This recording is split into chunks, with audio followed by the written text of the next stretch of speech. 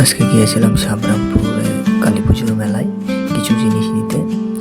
তো এখানে দেখলাম সব কিছু সুন্দর সুন্দর জিনিস আছে অল্প দামে। এই কানেরটা নিলাম,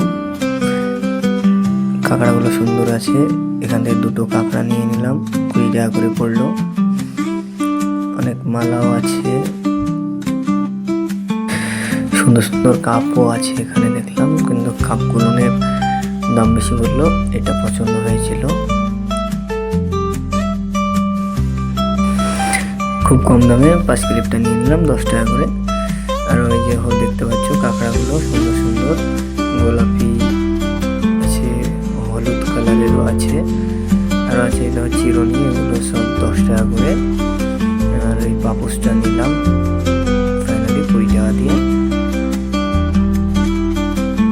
মেলা থেকে জিনিস কেনা শেষ, এখন বাড়ি যাচ্ছি।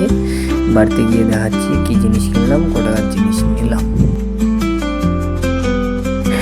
তো তোমরা সবাই গিয়ে দেখবে, অনেক সুন্দর সুন্দর জিনিস আছে। 28 তারিখে মেলা শেষ।